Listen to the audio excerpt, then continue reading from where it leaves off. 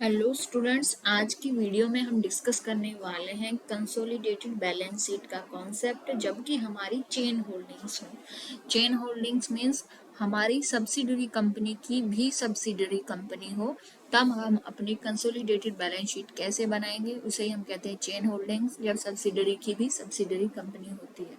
तो आज की वीडियो में हम समझने वाले हैं इस कंप्लीट कॉन्सेप्ट को एक न्यूमेरिकल क्वेश्चन से।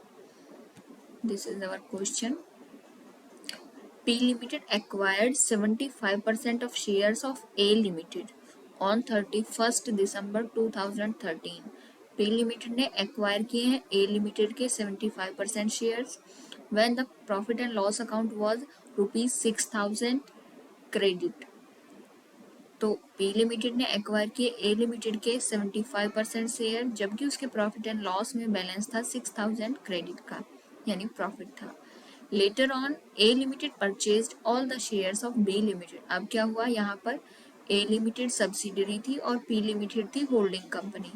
आगे जो सब्सिडरी है A Limited, इसने भी B Limited के ऑल द शेयर्स एक्वायर कर लिए हैं on 31st December 2014 when the profit of B Limited was ₹4800। तो A Limited ने जब B Limited के शेयर्स खरीदे तो उसके पास प्रॉफिट था उसके P&L अकाउंट में 4800 रुपये। आगे दोनों की समराइज बैलेंस शीट हमें दी गई है 31 दिसंबर 2015 की, P Limited, A Limited and B Limited की। हमें इसके लिए प्रिपेयर करनी है अब कंसोलिडेटेड बैलेंस शीट। तो कंसोलिडेटेड बैलेंस शीट बनेगी किसकी, पेरेंट कंपनी की। पेरेंट कंपनी कौन सी होती है, इसे हम समझ लेते हैं। कॉन्सेप्ट जो चेन होल्डिंग का, इसे समझेंगे। पेरेंट कंपनी क्या होती है, यहाँ पर हमारी एक कंपनी है बी लिमिटेड, जिसके शेयर्स खरीदे ए लिमिटेड ने, और फिर ए लिमिटेड के शेयर्स खरीद रखे हैं पी लिमिटेड ने। तो पी लिमिटेड का बी लिमिटेड से भी रिश्ता होता है, यानी पी लिमिटेड की सब्सिडरी बी लिमिटेड भी मानी जाती है यहाँ पर, यानी सब्सिडरी की सब्सिडरी से भी पेरेंट कंपनी का जो है संबंध माना जाता है। और पेरेंट कंपनी कौन सी होगी, पेरेंट कंपनी है यहाँ पर पी लिमिटेड, जिसने ए लिमिटेड में शेयर खरीदे और फिर ए लिमिटेड ने शेयर खरीदे बी लिमिटेड में। यहाँ पर ए लिमिटेड के 75% शेयर खरीदे थे पी लिमिटेड ने और 25% माइनॉरिटी था। तो रेशो बन जाएगा यहाँ पर कितना, 3:1 का रेशो बन जाएगा। 25 से कटेगा ये 1 टाइम और इधर 3 टाइम, तो 3:1 का रेशो बन गया। यहाँ पर पी लिमिटेड ने ए लिमिटेड में शेयर खरीदे और ए लिमिटेड ने बी लिमिटेड में। तो चेन होल्डिंग में ये रिलेशन होता है। आगे समझते हैं इस तरह के क्वेश्चंस को सॉल्व कैसे किया जाता है। तो इस तरह के क्वेश्चंस को सॉल्व करने का तरीका है, ये प्रोसीजर हम फॉलो करते हैं। सबसे पहले हम जो लास्ट सब्सिडरी है उसके प्रॉफिट एंड लॉस का डिस्ट्रीब्यूशन करते हैं, एनालाइज करते हैं। मतलब कितना प्री एक्विजिशन रहेगा, कितना पोस्ट एक्विजिशन रहेगा, या कितना कैपिटल प्रॉफिट रहेगा, कितना रेवेन्यू प्रॉफिट रहेगा। किसका देखते हैं, सबसे पहले इस क्वेश्चन में है बी लिमिटेड, यानी जो सबसे छोटी है यहाँ पर, जो सबकी सब्सिडरी है। सबसे पहले उसके प्रॉफिट को एनालाइज करते हैं, उसके बाद करते हैं उससे बड़ी वाली का प्रॉफिट एनालाइज। तो यहाँ पर हम करेंगे पहले बी लिमिटेड का, बी लिमिटेड के बाद हमें एनालाइज करना है ए लिमिटेड का, यानी कितना कैपिटल प्रॉफिट है, कितना रेवेन्यू प्रॉफिट है, हम ये देखते हैं। और लास्ट में फिर हम आते हैं थर्ड पॉइंट पर, हम क्या करते हैं कैपिटल रिजर्व या गुडविल की कैलकुलेशन। फोर्थ पॉइंट पर हम निकालते हैं अपना माइनॉरिटी इंटरेस्ट। फिफ्थ पॉइंट पर हम निकालते हैं कंसोलिडेटेड प्रॉफिट। और सिक्स पर हम बनाते हैं consolidated balance sheet.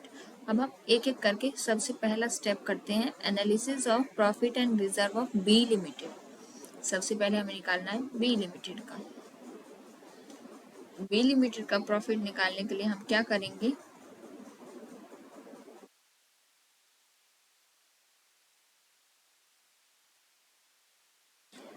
B limited का प्रॉफिट एनालाइज करने के लिए हमें क्या करना है, यहाँ पर हमने लिखा है analysis of profit of B limited. इस तरह का फॉर्मेट बना लेंगे वर्किंग नोट में, कैपिटल प्रॉफिट, रेवेन्यू रिजर्व और रेवेन्यू प्रॉफिट के लिए। अब हमें क्या लिखना है, प्रॉफिट ऑन एक्विजिशन कितना था। तो हम अपने क्वेश्चन में देखेंगे प्रॉफिट ऑन एक्विजिशन कितना है। यहाँ पर हमें दिया है कि जब बी लिमिटेड को एक्वायर किया था ए लिमिटेड ने, तो प्रॉफिट था उसके पास 4,800 रुपये। तो वही प्रॉफिट, जो प्रॉफिट ऑन एक्विजिशन है, वो क्या होता है, कैपिटल प्रॉफिट होता है। एक्विजिशन से पहले का सारा प्रॉफिट हमारा कैपिटल प्रॉफिट होता है। तो यहाँ पर हमने लिख दिया 4,800। रेवेन्यू रिजर्व में इसमें से कुछ नहीं जाएगा, रेवेन्यू प्रॉफिट में कुछ नहीं जाएगा। इसके बाद अगर हमारा प्रॉफिट बढ़ता है या घटता है तो हमें वो लिखना है। यहाँ पर क्या हुआ है, हमारा प्रॉफिट क्वेश्चन में कम हो गया है। 4,800 था जब एक्विजिशन की डेट थी, उसके बाद 31 मार्च 2015 तक आते आते ये 3,000 हो गया। इसका मतलब हमें लॉस हुआ है उसके बाद, तभी तो हमारा प्रॉफिट 3,000 हो गया है। तो यहाँ पर क्या है, decrease in profit, decrease in profit, या इसे हम कह सकते हैं लॉस। तो वो आएगा हमारे रेवेन्यू प्रॉफिट वाले कॉलम में। नेगेटिव बैलेंस है इसलिए इसे हमें ब्रैकेट में दिखा रहे हैं। 1,800 रुपये का ये हमारा लॉस है। टोटल करेंगे तो कैपिटल प्रॉफिट है 4,800 रुपये और रेवेन्यू प्रॉफिट है, लॉस है 1,800 रुपये। माइनॉरिटी इंटरेस्ट इसके बाद इसमें से घटा देते हैं, पर क्योंकि ए लिमिटेड ने बी लिमिटेड के सारे शेयर एक्वायर कर लिए हैं, ऑल द शेयर्स एक्वायर्ड हैं, तो इसका मतलब माइनॉरिटी इसमें है ही नहीं। तो जब अगर क्वेश्चन में माइनॉरिटी होगी तो आप माइनॉरिटी का शेयर इस तरह यहाँ से घटा देंगे। अब इसमें नहीं है इसलिए हमने कुछ भी लेस नहीं किया है। एज इट इज सारा शेयर है जो प्रॉफिट का, वो किसको मिल गया है, ए लिमिटेड को। Share of A limited in B limited is profit, B limited के प्रॉफिट में ए लिमिटेड का शेयर। तो ए लिमिटेड को 4,800 रुपये मिलेंगे कैपिटल प्रॉफिट के, और 1,800 रुपये का लॉस उसके रेवेन्यू लॉस में आएगा। ये है बी लिमिटेड का। आपको ध्यान से देखना है कि फॉर्मेट इसी को फॉलो करें, तभी आप क्वेश्चन को इजीली सॉल्व कर पाएंगे। अगर आप इस फॉर्मेट को फॉलो नहीं करेंगे तो उलझ जाएंगे, क्वेश्चन सॉल्व भी नहीं होगा। कैपिटल प्रॉफिट, रेवेन्यू रिजर्व और रेवेन्यू प्रॉफिट के लिए अलग कॉलम बनाएंगे, और सबसे पहले आपको लिखना है प्रॉफिट ऑन एक्विजिशन का। इसके बाद अगर डिक्रीज या इंक्रीज होता है वो हमारा जाता है रेवेन्यू में। इसके बाद हमें क्या करना है, टोटल में से माइनॉरिटी का शेयर हटा देना है। माइनॉरिटी को यहाँ पर कुछ नहीं मिल रहा है इसलिए हमने कुछ लेस नहीं किया है। अब बी लिमिटेड के प्रॉफिट का एनालिसिस करने के बाद हम आएंगे ए लिमिटेड के प्रॉफिट पर। अब आप ए लिमिटेड का प्रॉफिट देखें तो ए लिमिटेड का प्रॉफिट जिस दिन एक्विजिशन हुआ था, प्रॉफिट एंड लॉस अकाउंट में था 6,000 रुपये का क्रेडिट। जो ये 6,000 रुपये का क्रेडिट है, और उसके बाद ए लिमिटेड का जो प्रॉफिट था पूरे साल का वो हुआ 12,000। 6,000 पहले से था और अब हो गया 12,000, यानी 6,000 ड्यूरिंग द ईयर बढ़ा है। 6,000 हमारे स्टार्टिंग में था हमारे पास, आज की डेट में 12,000 है। इसका मतलब हमने ड्यूरिंग द ईयर 6,000 कमाया है। अब इसके लिए हम किस तरह दिखाएंगे फॉर्मेट में, वो देखते हैं। Capital profit, revenue reserve, revenue profit, same column बनाए। इसके बाद हमने लिखा प्रॉफिट ऑन एक्विजिशन, तो कैपिटल प्रॉफिट में आ जाएगा जो एक्विजिशन की डेट पर प्रॉफिट था वो है 6,000। रेवेन्यू रिजर्व में और रेवेन्यू प्रॉफिट में इसमें से कुछ नहीं जाएगा। इसके बाद हम लिखेंगे इंक्रीज इन प्रॉफिट, तो यहाँ पर 12,000 हमारा लास्ट में है साल के, और साल के शुरू में था 6,000। इसका मतलब हमने ड्यूरिंग द ईयर कितना कमाया, 6,000। वो है हमारा रेवेन्यू प्रॉफिट, उसे हम यहाँ लिख देंगे। अब यहाँ पर जो समझने वाली चीज है वो ये है कि ए लिमिटेड के इस प्रॉफिट में हम यहाँ पर जोड़ देते हैं बी लिमिटेड में जो इसे प्रॉफिट मिला है, वो भी जो बी लिमिटेड में इसे प्रॉफिट मिला। यहाँ पर इसे ए लिमिटेड को क्या हुआ, 4,800 तो कैपिटल में मिले और 1,800 मिले इसको रेवेन्यू लॉस के। तो जो कैपिटल प्रॉफिट के ये तो कैपिटल रिजर्व निकालने में हम यूज करते हैं, और जो कैपिटल लॉस रेवेन्यू प्रॉफिट या रेवेन्यू लॉस है उसको हम यहीं पर जोड़ देंगे। Share in B limited profit, आपको यहाँ पर प्रॉफिट भी लिखना है कि बी लिमिटेड के प्रॉफिट में शेयर किसका, ए लिमिटेड का। तो इसे कितना मिला, 1,800 का लॉस मिला।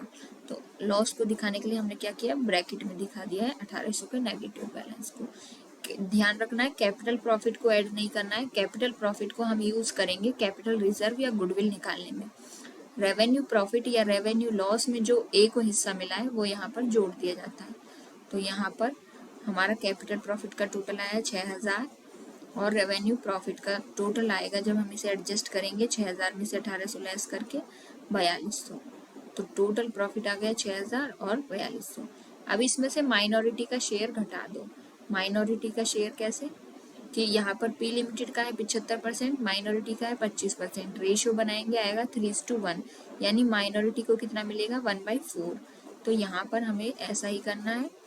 6000 का 1/4 होगा 1500, 4200 का 1/4 आएगा 1050, लेस कर देंगे। तो share of P limited in profit of A limited, A limited के प्रॉफिट में पी लिमिटेड का शेयर हमें यहाँ पता चल जाएगा।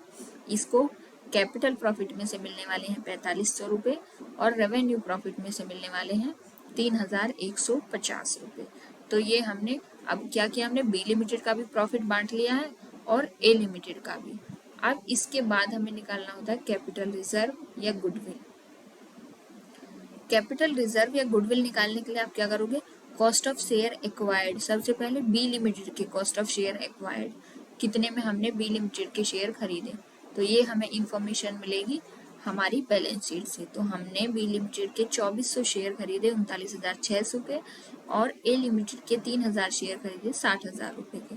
दोनों हम लिख देंगे कॉस्ट ऑफ शेयर एक्वायर्ड में। कॉस्ट ऑफ शेयर एक्वायर्ड में लिखने के बाद ये दोनों चीजें हमने लिख दी। इसके खरीदे 39,600 में, ए लिमिटेड के खरीदे 60,000 में, टोटल हो गया 99,600। अब दोनों की नेट वर्थ को हमें इनमें से माइनस कर देना है। तो दोनों की नेट वर्थ क्या बनेगी, नेट वर्थ में हमारा आता है कैपिटल प्रॉफिट और फेस वैल्यू ऑफ शेयर्स। तो face value of A limited के शेयर्स की फेस वैल्यू क्या है, तो आप यहाँ देखोगे कि ए लिमिटेड के शेयर्स की फेस वैल्यू टोटल कितनी है 60,000, लेकिन हमें लिखनी वही है जो कि एक्वायर किया गया है। तो एक्वायर कितना किया गया है, एक्वायर किए गए हैं 75%। तो 60,000 का 75% हो जाएगा 45,000।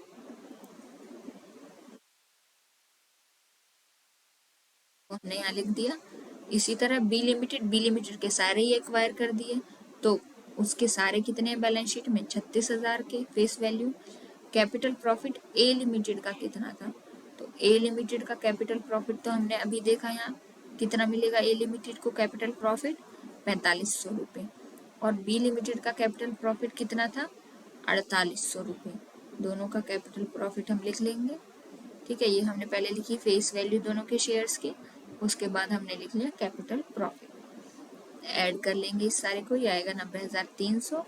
और जब हम इसमें से कॉस्ट ऑफ शेयर एक्वायर्ड में से नेटवर्थ दोनों की घटा रहे हैं तो हमारे पास आ रहा है 9,300। अब क्या है, कोई चीज हमें क्या है ज्यादा पैसे देने पड़ रहे हैं और हमें जो चीज मिल रही है वो कम की मिल रही है। अब कोई कम की चीज हमें ज्यादा में मिल रही है, इसका कारण क्या रहा होगा कि उसकी गुडविल है। तो यहाँ पर जो हमारी ये 9,300 की फिगर आई है, ये आई है गुडविल। इसके बाद नेक्स्ट स्टेप पर हम क्या करते हैं, माइनॉरिटी इंटरेस्ट की कैलकुलेशन। माइनॉरिटी इंटरेस्ट की कैलकुलेशन इस तरह करते हैं, हम लिख लेंगे A limited and B limited. Share capital सबसे पहले, माइनॉरिटी के लिए शेयर कैपिटल कितनी है, तो आप देखोगे ए लिमिटेड में 60,000 था, 60,000 में से 45,000 पी लिमिटेड ने ले लिया। अब 60 में से जब 75% यानी 45,000 पी ने ले लिया तो माइनॉरिटी के लिए कितनी शेयर कैपिटल बची, 60,000 का 25% जो हो जाएगा हमारा 15,000। तो हमने यहाँ पर लिख दी शेयर कैपिटल 15,000। ठीक है, इसके बाद बारी आती है कैपिटल प्रॉफिट की। तो माइनॉरिटी को बी में से जो मिला और ए में से जो मिला वो यहाँ लिखा जाएगा। अब अगर बात करें बी की, तो बी में से तो माइनॉरिटी को कुछ मिला ही नहीं क्योंकि माइनॉरिटी है ही नहीं, देखो यहाँ पर कुछ नहीं दिया हमने। ए में से माइनॉरिटी को दिया हमने, कितना दिया 1500 का कैपिटल प्रॉफिट मिला था और रेवेन्यू मिला था 1050 का ए में से। तो जो माइनॉरिटी इंटरेस्ट है ए का, उसमें कैपिटल प्रॉफिट 1500 का और रेवेन्यू प्रॉफिट 1050 का जुड़ जाएगा।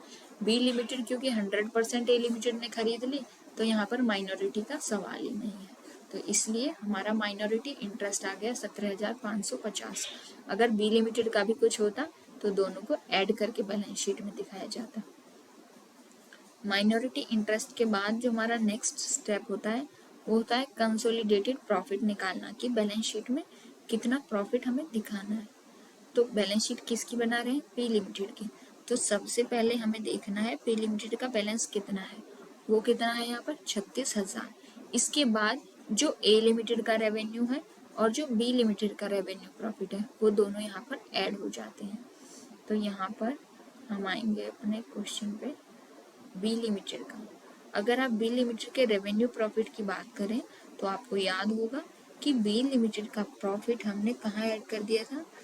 ए लिमिटेड के प्रॉफिट में हमने यहाँ पर जो भी रेवेन्यू प्रॉफिट आया वो यहाँ ऐड कर दिया। तो अब इसे दोबारा ऐड करने का सेंस नहीं बनता, ठीक है।